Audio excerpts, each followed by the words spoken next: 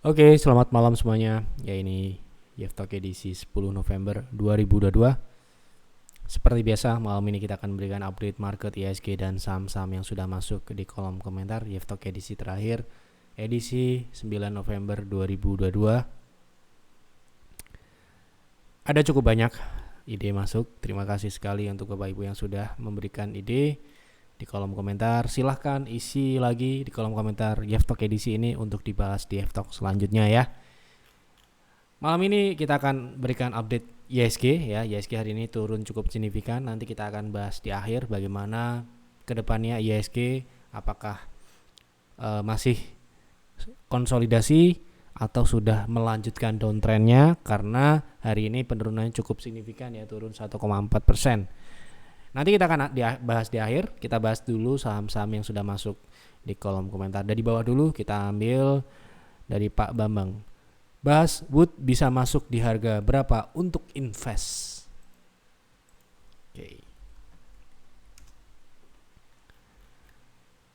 Kondisi saat ini secara teknikal downtrend ya, tapi kita akan coba lihat dulu fundamentalnya seperti apa. Apakah Indo Kabinet ini masuk ke dalam kategori saham like invest menurut kami atau tidak gitu ya.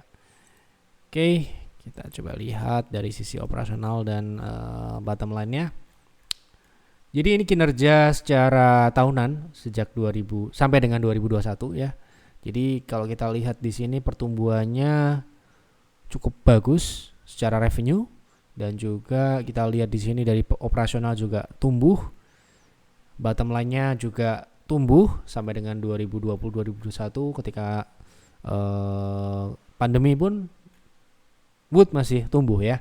Kemudian untuk secara tahun ini, untuk tahun ini ya, kita lihat dari terakhir yang ada tersedia di TradingView ini sampai dengan kuartal kedua ya. Di sini revenue kuartal kedua itu turun 5%, turun tipis.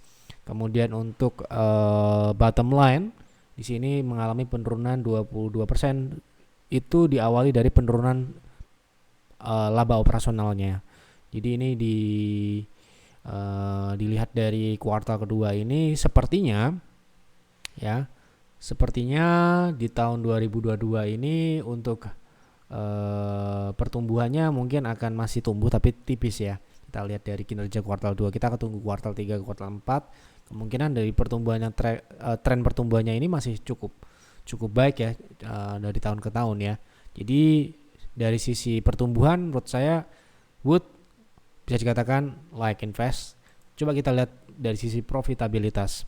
Nah, di sini kita lihat dari net margin di atas 5 ya, dikatakan ya ini oke lah ya. Oke, tidak terlalu tebal tapi masih di atas batas minimal kita yaitu 5%. Kemudian untuk itu tahunan ya. Kalau kita lihat dari kuartal 1, kuartal 2 tahun ini memang di sini turun ya, turun ke angka 8 ya, 8% untuk marginnya. Jadi ini ada penurunan kinerja di kuartal kedua. Jadi paling tidak di tahun ini kemungkinan masih di atas 5 lah ya, di bawah 10, di atas 5 ya, di angka 7 sampai dengan 8% untuk NPM-nya. Nah, sedangkan kondisi harga sahamnya saat ini masih downtrend. Nah, pertanyaannya adalah di angka berapakah untuk invest Wood gitu ya. Kalau kita memang harus menunggu terlebih dahulu adanya indikasi downtrend ini selesai dulu ya. Nah, sedangkan downtrend ini masih berlanjut. Kalau kita lihat dari tren jangka panjangnya ini masih sedikit ada ruang turun ya. Jadi masih sedikit ada ruang turun untuk menguji tren lain. Jadi kemungkinan besar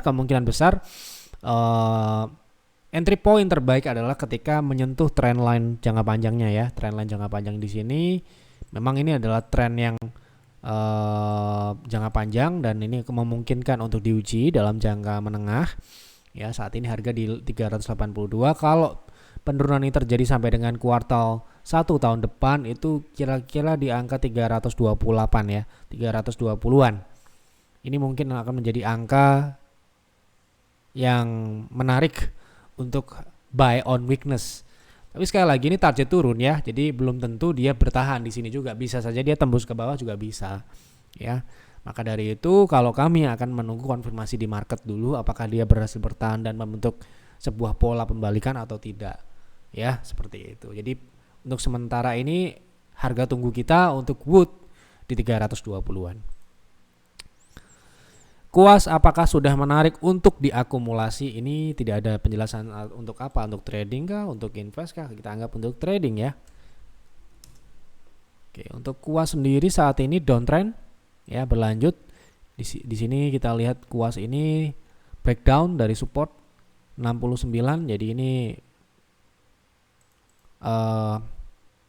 menurut saya sesuai dengan aturan di private trading room dan di peer dan peers, di mana kita tidak boleh merekomendasikan saham di bawah 70. Jadi untuk bagusnya memang ini saham ini harus naik dulu di atas 69 begitu. Ya, karena di sini harga di 62 ini sangat rawan untuk ke 50. Seperti itu.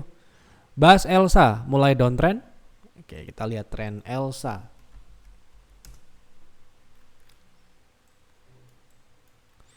Oke, untuk Elsa sejauh ini belum downtrend ya.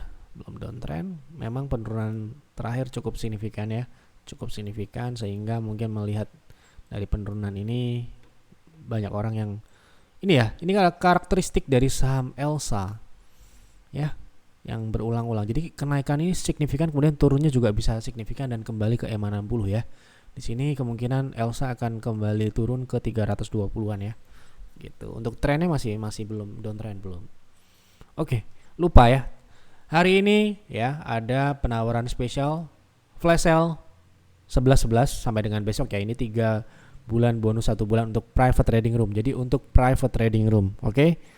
Jadi silahkan apabila Anda ingin join PTR, manfaatkan flash sale ini sampai dengan besok ya, hanya 1 hari ya, malam ini sampai dengan besok.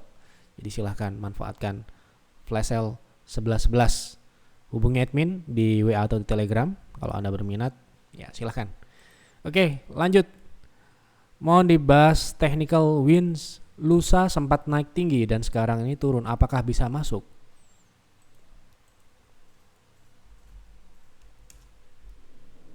Oke. Win sesuai dengan karakteristiknya ya. Ketika dia sudah mengalami kenaikan signifikan ya, tentu saja dia koreksinya juga signifikan ya. Ini adalah sebuah pola yang berulang gitu ya. Di mana pola sebelumnya dia turun penurunannya cukup kejam ya. Dia dari level tertingginya turun ke bottomnya itu sekitar 27%. Inilah yang disebut sebagai pergerakan saham super agresif, di mana ruang geraknya signifikan ya. Nah, kalau kita lihat dari penurunan terakhir itu penurunan yang ini saya maksud, itu kita acu pada Fibo retracement itu berada di 0,5 ya, 0,5 ini kemungkinan akan kembali menjadi target turun untuk penurunan atau koreksi wajar. Untuk wins ini adalah koreksi wajar ya.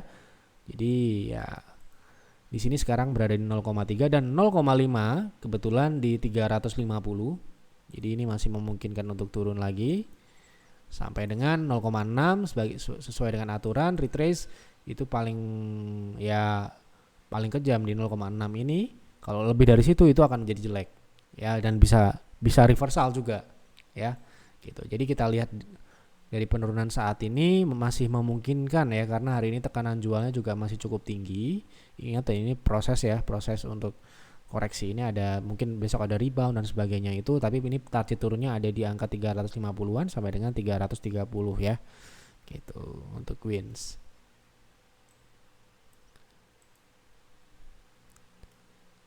BHIT sudah disupport akan dan bisa akumulasi. Oke, kita coba lihat BHIT. Kemungkinan masih di bawah 70 ya. Jadi kita belum bisa rekomendasikan untuk akumulasi, tapi secara teknikal saham ini masih konsolidasi sehingga selain belum di atas 70, saham ini perlu ada konfirmasi naik dulu, paling tidak di angka di atas 66 itu baru akan menarik. Ya kalau misalkan dia masih di sini aja, dia akan konsolidasi bahkan bisa turun ya kembali ke 50 karena nih punya historical dia tidur di 50 ya. Jadi tunggu dulu kalau menurut saya. Tolong bahas saham PANS untuk jangka panjang sampai periode dividen estimasi Juni 2023. Berarti jangka panjang ya. Kita lihat PANS menggunakan monthly Oke. Saat ini Pans kita lihat untuk monthly baru saja reversal ya, baru saja reversal dari tren besarnya. Tren koreksi yang cukup panjang ini sudah mulai dipatahkan dan saat ini kemungkinan akan mengarah ke angka yang juga cukup signifikan ya, karena ini turunnya sudah cukup dalam dari level 5 ribuan turun sampai dengan ke 900 ya. Oke. Tadi pertanyaannya adalah untuk jangka panjang sampai periode tahun depan ya, sampai tahun depan itu seperti apa gitu ya.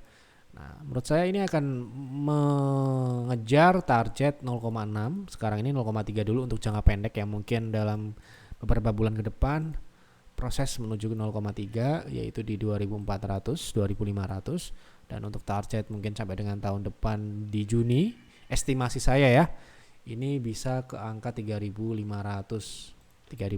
ya. Gitu. Oke. Seperti itu prediksinya.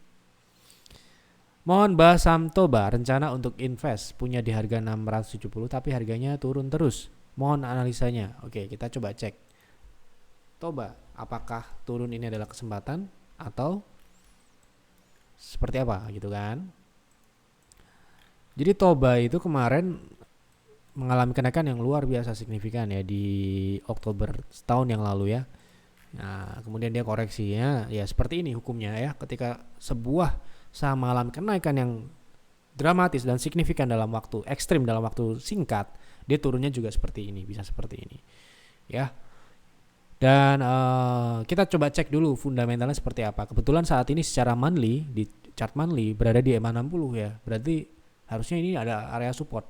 Karena kalau misalkan kita lihat dari koreksi sebelumnya, misalkan setelah kenaikan di 2016, 2017, 2018, itu koreksinya bertahan di EMA 60. Jadi EMA 60 ini mungkin adalah buying zone yang tepat ya.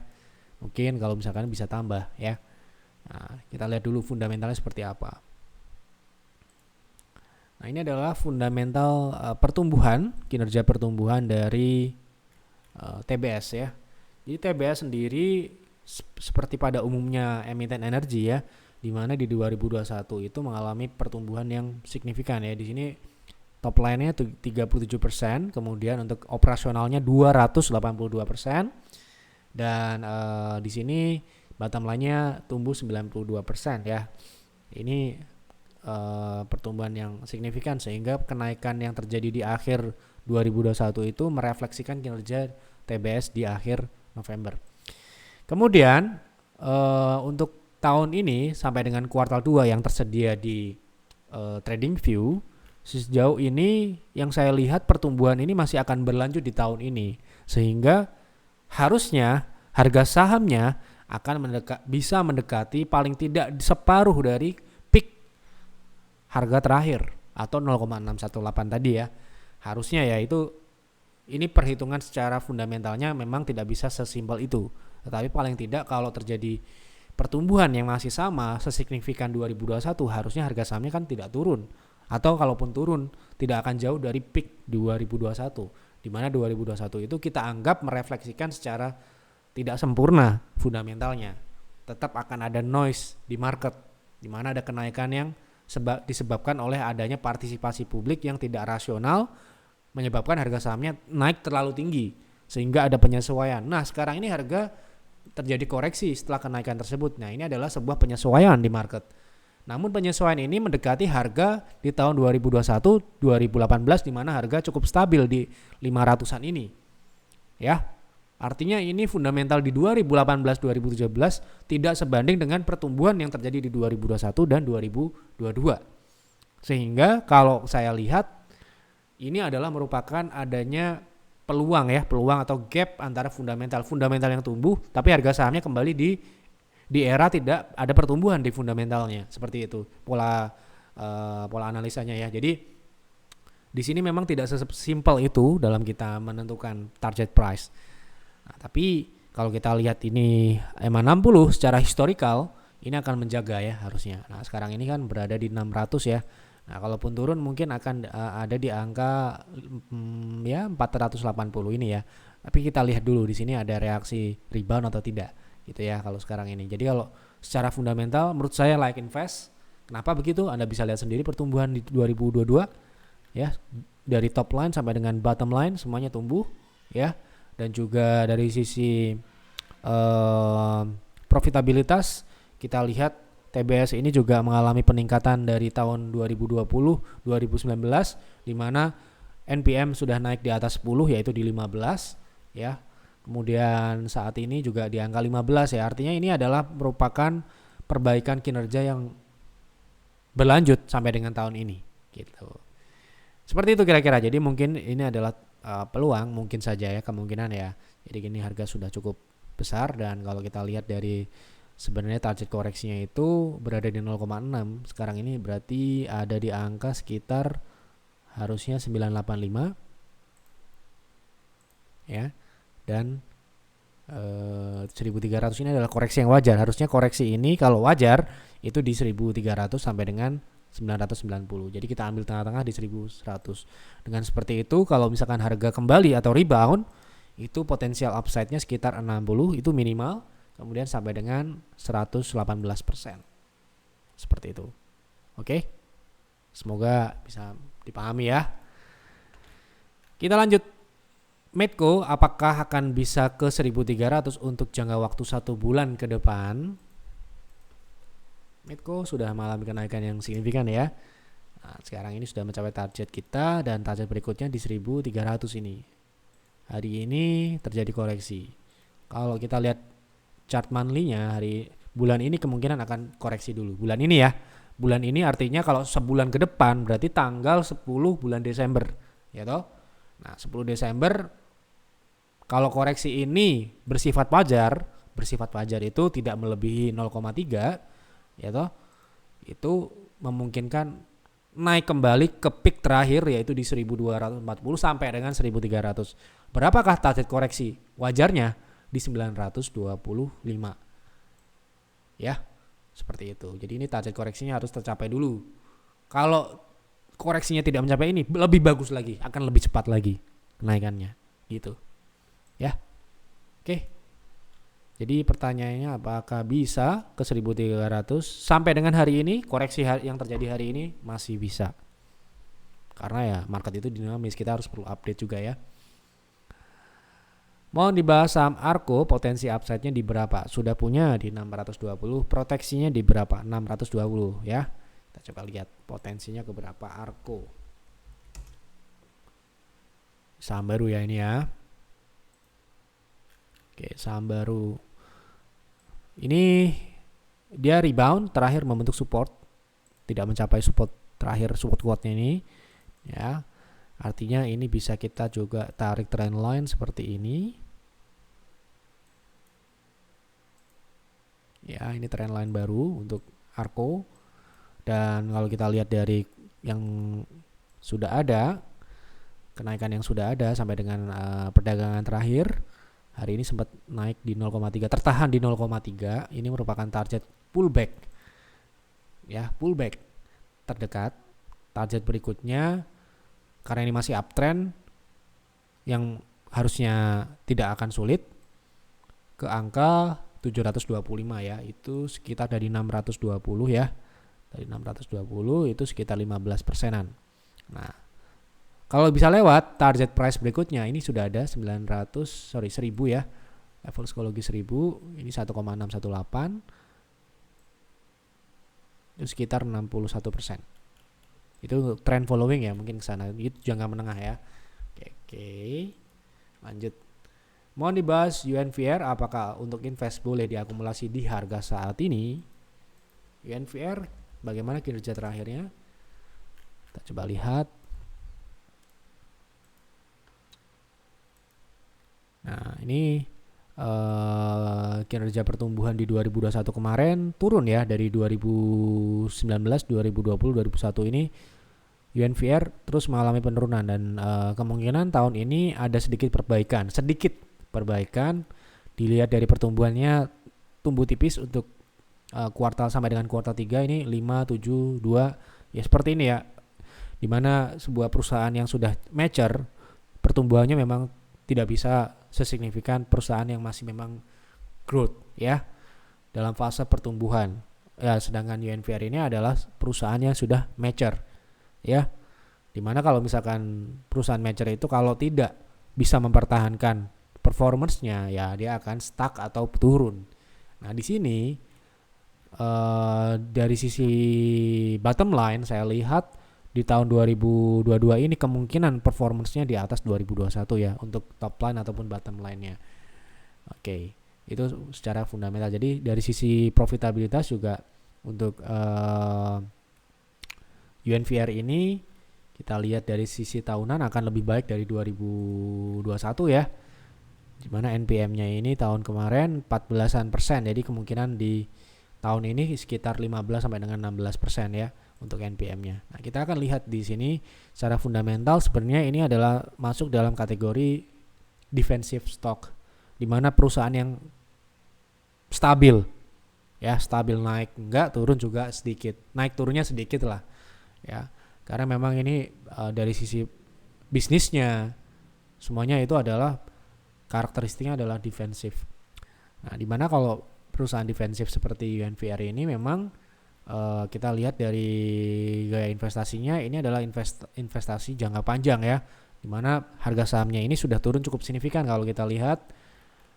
Nah, apakah di harga saat ini menarik untuk diakumulasi dengan penurunan yang terjadi di fundamentalnya? Menurut saya harga sahamnya sudah mengalami penurunan melebihi dari fundamentalnya sendiri, sehingga kemungkinan di akhir tahun ini atau tahun depan itu akan melanjutkan pullback ya, karena ini pullback dulu ya. Saya nggak bilang ini uptrend ya, ini pullback dulu. Nah, pullback di sini kemarin kita sudah sempat bahas terkait Unilever ini, yaitu sekarang ini yang tertahan di 0,2, paling tidak di 0,3 yaitu di 6.000. Ini kita masih realistis melihat ini pullback. Kenapa begitu? Karena secara total dia belum bisa kembali seperti di 2018 di mana performance-nya mencapai puncak secara fundamental.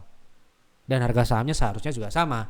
Belum pulih kan? Berarti ya dia akan menyesuaikan, tidak akan setinggi 2018.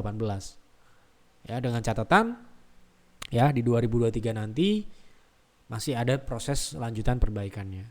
Ya, sekali lagi ini fundamentalnya perkiraan kasarnya seperti itu. Ya. Oke. Terakhir, mohon diulas Jcon. Oke, kita sebelum bahas ISG ya, kita Jcon dulu. Oke, untuk Jcon saat ini juga downtrend ya dari jangka panjang, dan kita lihat untuk technical jangka pendeknya juga masih belum terlalu oke. Kalau kita lihat dia breakdown dari 60, jadi kalau untuk trade ini trade ya. Jadi nggak ada pertanyaan spesifik ya, kita anggap untuk trading. Kalau untuk trading saya sarankan untuk tunggu dulu, paling tidak di atas 170 ya, untuk konfirmasi ini koreksinya sudah selesai. Gitu ya.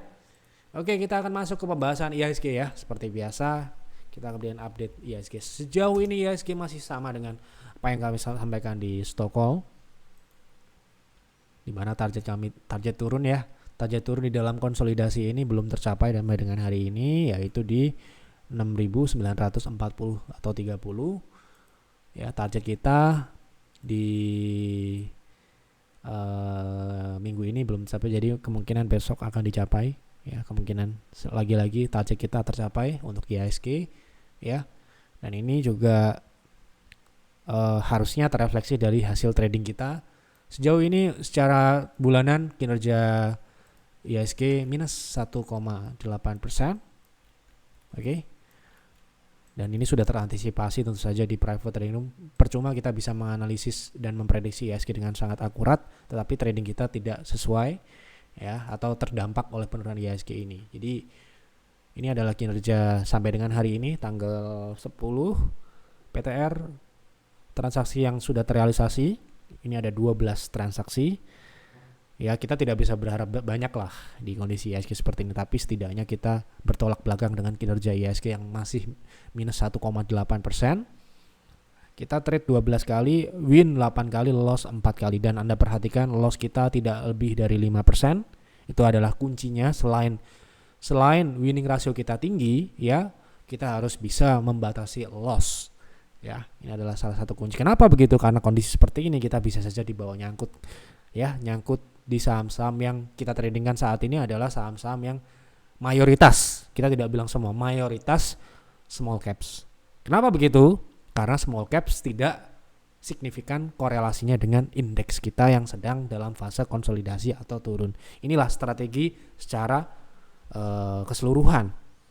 Ya, ini yang kita sebutkan. Kalau kita menganalisa, membahas IHSG sejak dulu di YEFTOK, kita tidak trading IHSG, tetapi dengan IHSG kita tahu kondisi IHSG, ya kita bisa mengambil langkah seperti apa strategi kita ketika kondisi IHSG seperti ini sekarang ini. Seperti itulah. Ya, jadi ada yang bilang ngapain nih prediksi IHSG? Fokus saja di sahamnya. Ya, tidak seperti itu kita. Ya.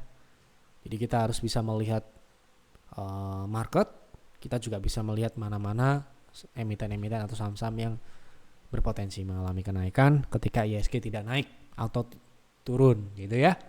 Nah, seperti itulah yang mungkin dapat kami sampaikan share di YEFTOK malam ini. Apabila Anda ingin coba, jadi target kita di bulan ini paling tidak di atas 5% pertumbuhan kita, jadi masih ada angka 3 sekian PV yang harus kita capai dalam kurang waktu 3 minggu ke depan ya. Jadi semoga itu bisa tercapai dan bisa memuaskan member-member private trading room. Itu saja. Ini juga harus bisa diikuti dengan penuh kedisiplinan karena tidak semua trade kita berhasil ya. Pasti akan ada yang harus kita proteksi atau stop loss karena itu adalah aturan trading di saham ya. Kalau kita nggak cut loss ya pasti nyangkut mau ikut siapapun ya gitu. Nah, kalau di kami tentu saja dengan disiplin sesuai dengan trading plan ya sudah pasti aman, sudah pasti ini pasti ya karena Anda mematuhi trading plan. Tapi kalau Anda ikut PTR tidak mengikuti instruksi, tidak mengikuti trading plan, ya risikonya Anda bisa juga nyangkut gitu ya. Seperti itu. Jadi market memang tidak pasti, tetapi kita bisa membatasi kerugian itu sesuai dengan profil risiko kita. Di PTR tidak boleh 5% misalkan seperti itu. Oke, itu saja yang dapat saya sampaikan. Oh ya lupa, sekali lagi yang Anda ingin join PTR silahkan manfaatkan flash sale hari ini sampai dengan besok cuma 24 jam. Jadi hanya untuk 10 member juga, jadi manfaatkan, hubungi admin segera. Kalau Anda belum tahu apa itu PTR, Anda harus pelajari terlebih dahulu, jangan sampai Anda asal join tapi tidak mengerti apa itu PTR apa dan bagaimana kinerjanya. Anda bisa cek di website kami di yefadvisor.com/membership. Di situ Anda akan tahu bagaimana apa saja yang Anda dapatkan di private trading room ya, bagaimana kinerja kami sejak kami rilis ya. Di sini kinerjanya juga Anda bisa cek ya, di mana kinerja tidak selalu positif, tentu saja ada yang negatif secara seperti itulah apa adanya realitanya. Jadi kalau di luar sana ada yang bilang profit terus, itu sudah kami pastikan itu pasti bohong ya, karena di market ya seperti ini, ada naik ada turunnya. Tapi sejauh ini sampai dengan bulan Oktober PTR tidak pernah minus ya di sini. Tidak pernah minus kinerjanya, tapi ada yang cut loss gitu loh ya. Jadi itu harus dipahami dulu. Oke, jadi sekali lagi pelajari terlebih dahulu sebelum Anda bergabung ke layanan private trading room ya. Itu saja, selamat malam dan selamat beristirahat.